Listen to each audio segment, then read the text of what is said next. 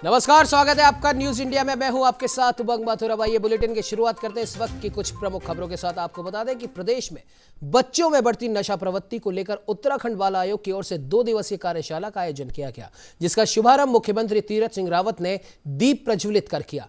कार्यशाला में उत्तराखंड बाल आयोग की अध्यक्षा उषा नेगी समेत अरुणाचल प्रदेश, उत्तर प्रदेश और चंडीगढ़ की बाल आयोग के अध्यक्ष भी शामिल हुए। इस मौके पर मुख्यमंत्री तीरथ सिंह रावत ने बाल आयोग द्वारा इस पहल की तारीफ करते हुए कहा कि इस तरह के प्रयासों से न केवल बच्चों को नशे की गिरफ्त से बाहर निकाला जाएगा, बल्कि इससे प्रदेश का भविष्य भी सुधरेगा।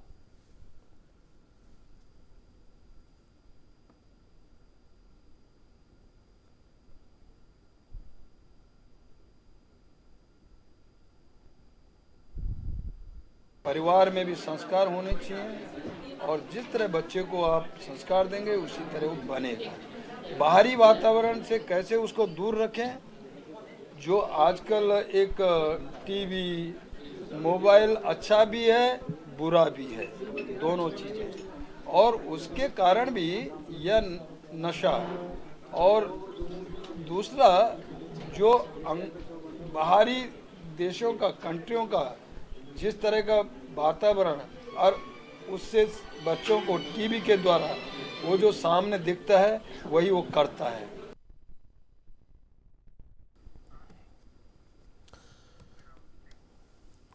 तो वहीं इसी खबर पर ज्यादा जानकारी के लिए हमारे साथ देहरादून से संवाददाता साक्षी साहनी जुड़ चुके हैं। साक्षी, जानना चाहेंगे कि इस प्रकार के जो कार्यशाला का आयोजन किया गया है, खुद मुख्यमंत्री तीरथ सिंह रावत ने उसकी तारीफ भी की है और प्रकाश डालते हुए उन्होंने कहा कि बच्चों के लिए क्या जरूरी है क्या नहीं, ये पहले तो परिवार से शुरुआत होती है और इस प्रकार की कार्यशालाएं तारीफ के काबिल है। और इन कार्यशालाओं में ये भी बताया और सिखाया जाता है कि अपने बच्चों को इस प्रकार की प्रवृत्ति से कैसे दूर रखा जाए। और क्या कुछ अपडेट और क्या कुछ मुख्यमंत्री तीरथ सिंह रावत ने इस कार्यशाला में कहा, साक्षी? बिल्कुल उमंग, देखिए जिस तरीके से उत्तराखंड में लगातार नशे की प्रवृत्ति जो है वो बढ़ती जा रही है, उसको लेकर अब मुख्यमंत्री तीरथ सिंह रावत ने कहा है कि बाल संरक्षण आयोग द्वारा जो कदम ये उठाया गया है ये बहुत ही महत्वपूर्ण है जो युवा पीढ़ी है उनके लिए। और साथ ही उन्होंने ये भी कहा है कि जो भी माता पिता हैं जो अपने बच्चों को संस्कार देते हैं, उन्हें ये जरूर पता होना चाहिए कि वो अपने बच्चे से बात करें इस चीज को लेकर कि कहीं वो किसी गलत आदतों में तो नहीं पड़ रहा।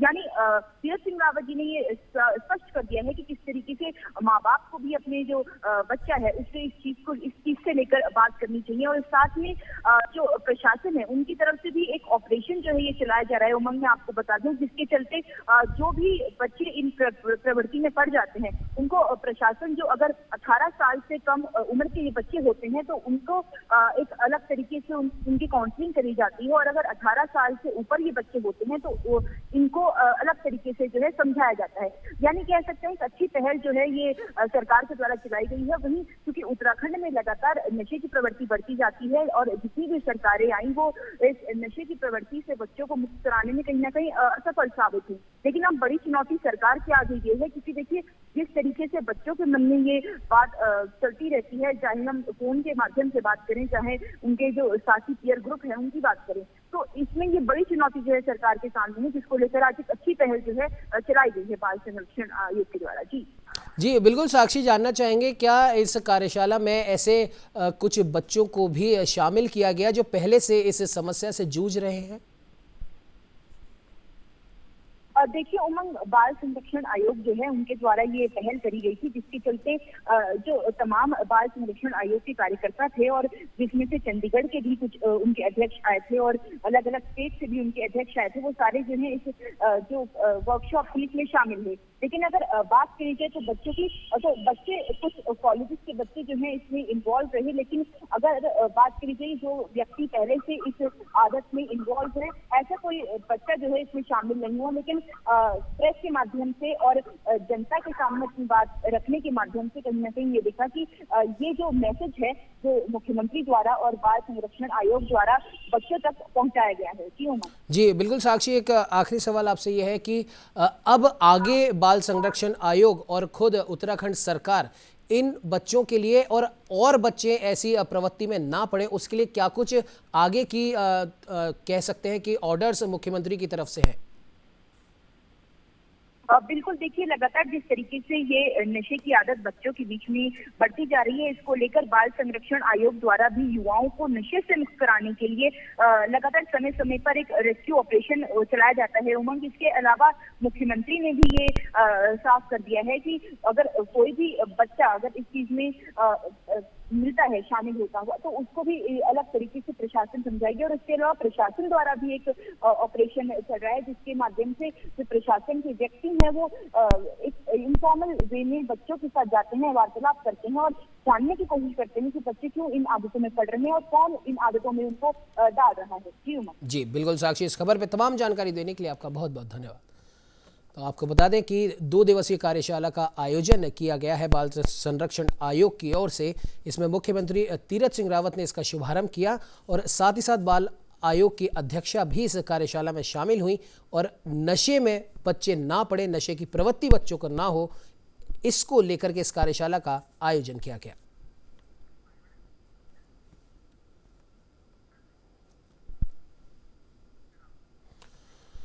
तो वहीं उत्तराखंड में नेतृत्व परिवर्तन के साथ ही मंत्रिमंडल विस्तार भी हो गया। हालांकि अभी तक मंत्रियों को विभाग नहीं बांटे गए हैं। ऐसे में कयास ये लगाए जा रहे हैं कि आज मंत्रियों को विभाग भी बांटे जा सकते हैं। सूत्रों के मुताबिक मुख्यमंत्री तीरथ ने आला अधिकारियों के साथ बैठक कर मंत्रियों के विभाग आवंटन की सूची तैयार कर ली है और अब औपचारिक घोषणा ही मात्र रह गई है। तैयार सूची के अनुसार यह कयास लगाए जा रहे हैं कि मुख्यमंत्री तीरथ सिंह रावत अपने पास कई महत्वपूर्ण विभाग रख सकते हैं, जबकि त्रिवेंद्र मंत्रिमंडल से तीरथ मंत्रिमंडल में शामिल सभी मंत्रियों के मंत्रालय जस के तस रह सकते हैं। बहरहाल विभागों के आवंटन की घोषणाओं को लेकर मंत्रियों में भी अब हलचल का माहौल बना हुआ है। आइए ग्राफिक्स के माध्यम से आपको दिखाते हैं कि कौन से मंत्रियों के पास कौन सा विभाग हो सकता है। सतपाल महाराज की अगर हम बात करें तो उनको पर्यटन मंत्रालय, सिंचाई और जल मंत्रालय की जिम्मेदारी मिल सकती है। हरक सिंह रावत जी की बात करें तो वन एवं पर्यावरण मंत्रालय, आयुष मंत्रालय की उनको जिम्मेदारी मिल सकती है।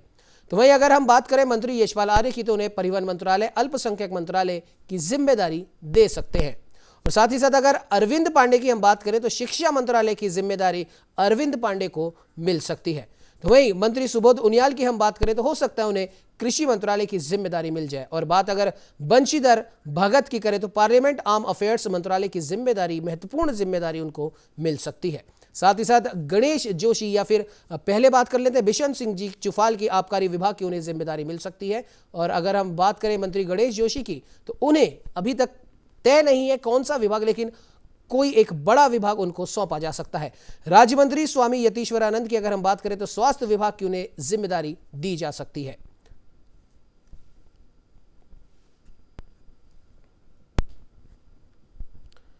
आपको बता दें कि मुख्यमंत्री तीरथ सिंह रावत मंत्रिमंडल के सदस्यों को सोमवार को भी विभाग नहीं बांट पाए, लेकिन कोशिश है कि आज तमाम मंत्री, जिन मंत्रियों ने शपथ ली है, उन्हें विभाग बांट दिए जाए।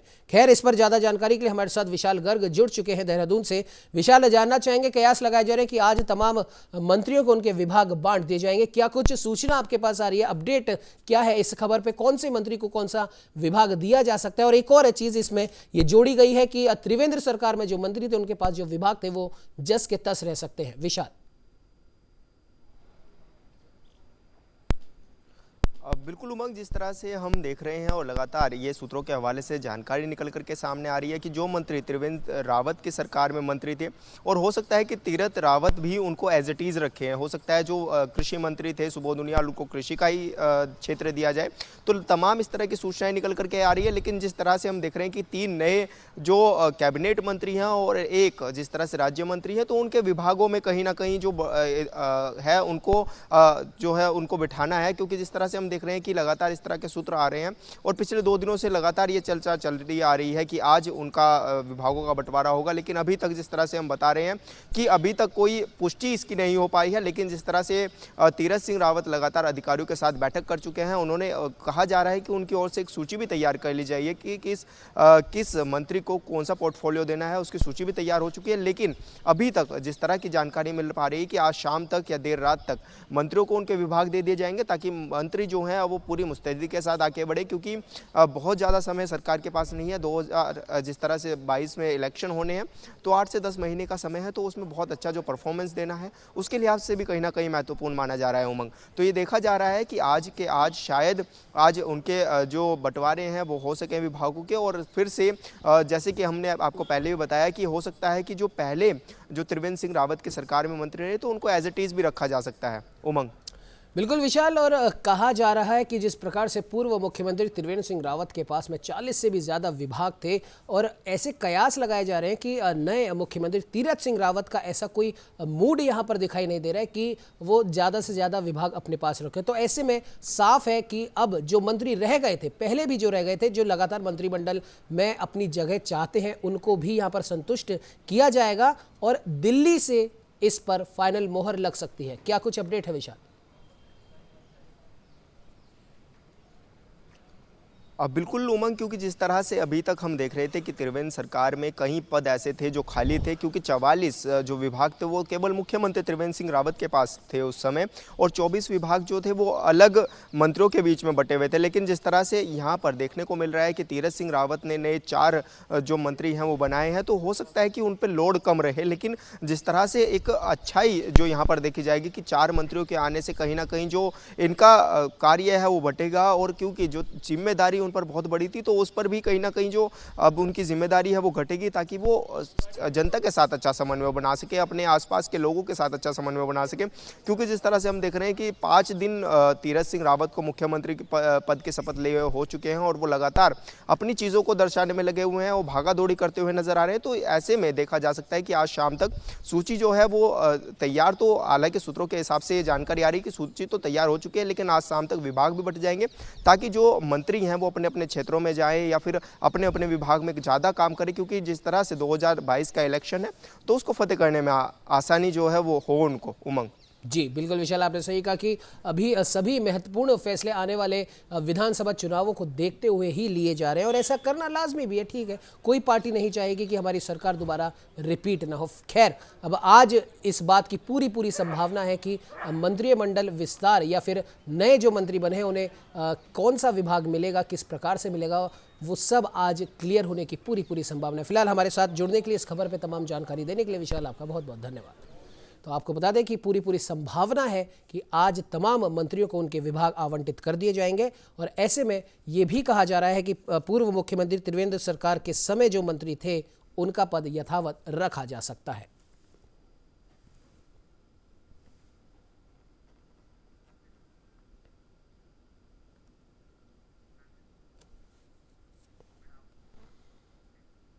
तो वहीं उत्तराखंड के पूर्व मुख्यमंत्री त्रिवेंद्र सिंह रावत के कुंभ में कोविड रिपोर्ट अनिवार्यता के फैसले को उलटने को लेकर जहां पूर्व मुख्यमंत्री त्रिवेंद्र ने इसे जोखिम भरा निर्णय बताया, तो वहीं अब इस पर मुख्यमंत्री तीरथ ने भी साफ कर दिया है कि कुंभ में लोगों पर किसी भी प्रकार की रोक टोक नहीं होगी। और इसके लिए मुख्यमंत्री तीरथ सिंह रावत ने अधिकारियों को भी साफ कर दिया है कि पीएम मोदी और गृह मंत्री शाह के सामने मेरी पेशी लगेगी, वो मुझसे पूछेंगे और मुझे ही डांटेंगे, और फैसले की जवाबदेही भी मेरी ही रहेगी। लेकिन कुंभ में अखाड़ों और व्यापारियों को किसी भी प्रकार की दिक्कतें नहीं आने दी जाएंगी।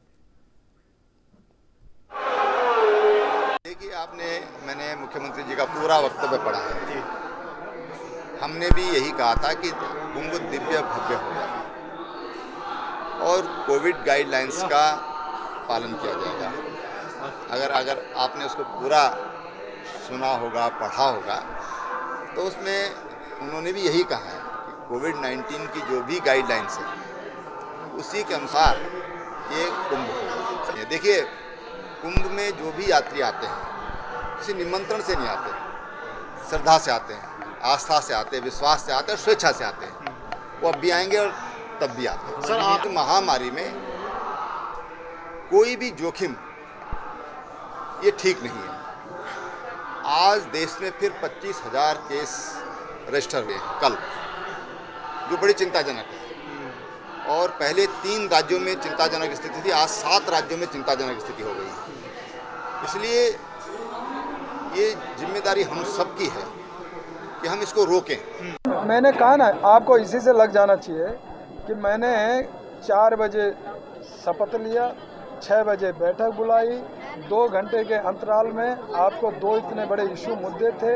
एक तो कुंभ का मुद्दा मैंने लिया, पहला ही स्नान दूसरे दिन था, मैं स्वयं हरिद्वार गया, फूलों की वर्षा हेलीकॉप्टर से हुई, और यही नहीं तो मैंने जनता को आने दिया। और आपको मैं कल्पना करो कि 10 में जब कुंभ हुआ था, पहले स्नान में 45 लाख लोग आए थे, इसमें 32-33 लाख लोग आए। और यदि ऐसा नहीं होता, मैं ये संदेश नहीं देता, तो बहुत कम होता।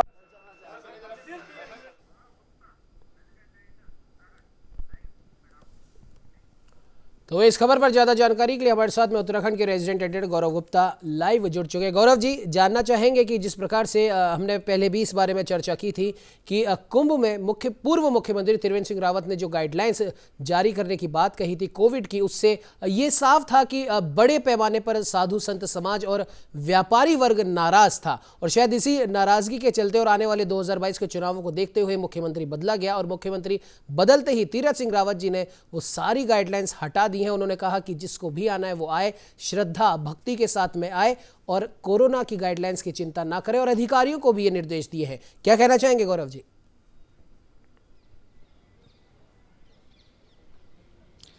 देखिए उमंग, बिल्कुल आपने सही कहा कि फैसले पलटने को लेकर और जनहित में फैसले पलटने को लेकर इस समय तीरथ सिंह रावत जाने जा रहे हैं। आज 6ठा दिन है जब वो मुख्यमंत्री बनने के बाद लगातार एक के बाद एक ऐसे काम कर रहे हैं जिसका ग्राउंड जीरो पर सीधा असर दिखाई दे रहा है। मैं अपने कैमरामैन आशीष दीवान से कहूँगा वो दिखाएंगे कि इस समय ये आप मेरे ठीक पीछे देख सकते हैं कि हम यहाँ इस समय जहाँ सीएम का सचिवालय है, सीएम का ऑफिस है, चतुर्थ तल पर वो बैठते हैं। देखिए आप, उनकी फ्लीट लगी हुई है उमंग, और ये वो फ्लीट है जहां वो अभी अपने दिन भर के काम निपटाने के बाद अपने शासकीय काम करने आए हैं। मैं अपने कैमरामैन से कहूँगा वो दिखाएंगे ये पूरा भवन जो कि APJ अब्दुल कलाम भवन है। ये भवन वो भवन है जहां के चतुर्थ तल पर सीएम बैठते हैं, और सीएम जो है इस समय पिछले 3 दिन से लगातार पूजा करने के बाद वो अब इस कुर्सी पर विराजे हैं। और अभी जो हमारे सूत्र बता रहे हैं उमंग की लगातार 4 बजे फिर बैठक है। अभी मैं खुद चतुर्थ तल से होकर आ रहा हूं, सीएम के स्टाफ से मिलकर आ रहा हूं। चतुर्थ तल पर बहुत सारे कमरे बंद हैं जो कि पूर्व सीएम के निजी अधिकारियों के थे, और उसमें कुछ अधिकारियों के कमरों का सिटिंग प्लान चेंज किया जा रहा है। अब भी ये बताया जा रहा है कि सुबह से सीएम ने खुद ब्रेकफास्ट किया है, लंच भी नहीं कर पाए हैं। उनका लंच आप देख सकते हैं कि इस समय 4:30 बजने को आ गया है और उन्होंने लंच नहीं किया है। तो आप देख सकते हैं कि किस तरह की गंभीरता है तीरथ सिंह रावत के अंदर, किस तरह की चीज़ें हैं। और अब सबसे बड़ी जो चुनौती है उनके सामने कि ये विभागों का वितरण करना है। विभागों के वितरण को लेकर अभी विशाल बता रहे थे कि देर सवेर आज या कल तक ये निर्णय आ सकता है कि विभाग बटेंगे, मगर अब कई बड़ी चीज़ें हैं उमंग सामने। देव स्थापनम बोर्ड जो है उसको लेकर क्या करेंगे सीएम, क्योंकि उस पर लगातार लोग ये मांग करते आए हैं, तीर पुरोहित ये मांग करते आए हैं कि साहब उसको जो है पुनः व्यवस्था में लाया जाए। 4 धाम की यात्रा होनी है, कपाट बद्रीनाथ केदारनाथ की तिथियां आ गई हैं। इसके अलावा अगर बात की जाए कमिश्नरी का एक बड़ा मामला है जिसमें त्रिवेंद्र सिंह रावत को बड़े तरीके से आप कहा जाए ये कष्ट शायद कमिश्नरी के कारण भी हो सकता है जिन्हें उन्हें कुर्सी गंवानी पड़ी, क्योंकि उन्होंने कुमाऊं और गढ़वाल की संस्कृति को बदलने का प्रयास किया। तीरथ सिंह रावत लगातार कुंभ अपनी प्रायोरिटी पर लिए हुए हैं, और सबसे बड़ी बात आप ये देखिए कि उन्होंने पुराने कैबिनेट मंत्रियों के साथ 4 नए कैबिनेट मंत्री लिए हैं, और अभी तक सिर्फ एक अधिकारी की नई तैनाती की है इसी सचिवालय में, वो हैं शैलेश बगोली जिनको उन्होंने अपना सचिव बनाया है। बाकी के सभी अधिकारी मैं अभी ऊपर देख कर आ रहा हूँ कि वो अपने अपने स्थान पर बैठे हैं, अपने अपने ऑफिस में कामकाज कर रहे हैं, मगर सब पर तलवार लटकी हुई है, क्योंकि ये बताया जा रहा है कि त्रिवेंद्र सिंह रावत के जो करीबी थे जिनके कारण उनको परेशानियों का सामना करना पड़ा, क्या तीरथ सिंह रावत उनसे काम चलाएंगे या पूरी तरीके से सचिवालय की व्यवस्था को भी बदलेंगे। तो बड़ी चीज़ है। अब आप देख सकते हैं ठीक मेरे पीछे अभी भी ताबड़तोड़ बैठक चल रही है उमंग, और इस बैठक के क्या परिणाम ना आएंगे, जो मुझे जानकारी दी गई है करीब 2.5 घंटे तक अभी सचिवालय में रहना है त्रिवेंद्र सिंह रावत को, और उसके बाद जहां कल देर रात मैं मौजूद था सेफ हाउस, वहाँ पर वो पहुँचेंगे, और 7 बजे के बाद वो दूसरे लोगों से भी मिलेंगे। तो 6 साढ़े 6 बजे कोशिश करेंगे कि आज दिन भर क्या बैठकों में निकल कर आया है उसको भी हम अपने दर्शकों तक पहुँचाएंगे उमंग। जी बिल्कुल गौरव जी, आपने बिल्कुल सही कहा, और जाहिर सी बात है न्यूज़ इंडिया तमाम उन अपडेट्स को सबसे पहले अपने दर्शकों तक पहुंचा रहा है जो नए मुख्यमंत्री तीरथ सिंह रावत के बनने के बाद में खुद मुख्यमंत्री की तरफ से, मुख्यमंत्री की अभी जो भी मंत्री हैं उनकी तरफ से, अधिकारियों की तरफ से जो भी अपडेट आ रही है, भले ही वो कुंभ को लेकर हो या सरकार के कुछ फैसलों को लेकर हो, सबसे पहले हम पहुंचा रहे हैं। गौरव जी, आप इस खबर पर बने रहिए, अपडेट के लिए आपसे फिर संपर्क करेंगे। फिलहाल के लिए इस खबर पर तमाम जानकारी देने के लिए बहुत बहुत धन्यवाद।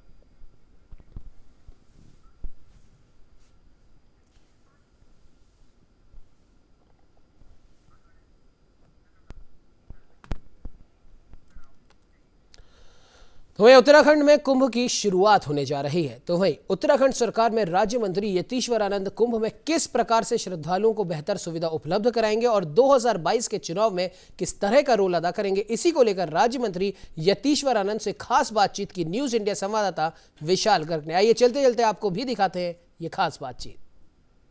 राज्य मंत्री स्वतंत्र प्रभार यतीश्वर आनंद जी आज हमारे साथ है। सर, न्यूज़ इंडिया में बहुत बहुत स्वागत है। सबसे पहले तो आपका धन्यवाद, आपका बहुत बहुत। सब जानना चाहेंगे क्योंकि 2022 का जो इलेक्शन है वो भी सर पर है। 8-10 महीने का सिर्फ समय है हमारे पास। तैयारियां हमारी कितनी है और आपकी किस तरह से अहम रोल रहने वाला है इसमें?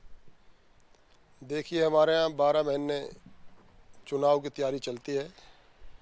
ये बिल्कुल बेफिक्र रहें जो हमारे विपक्षी पार्टियां हैं कि 2022 में हमारी सरकार आएगी और मैं समझता हूँ पिछली बार से भी ज़्यादा बहुमत के साथ भारतीय जनता पार्टी की सरकार आएगी माननीय तीरथ सिंह जी रावत जी की अध्यक्षता में। और हमारे यहाँ बूथ स्तर से लेकर सारी तैयारी हमारी पूरी है।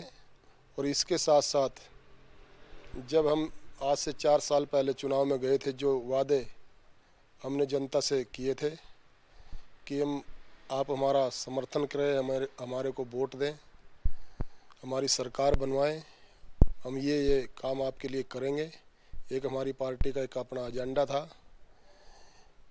वो सारे के सारे काम हम इस 5 साल में करेंगे और निश्चित रूप से हमें पूरा विश्वास है अपने नेतृत्व पर, अपने कार्यकर्ताओं पर।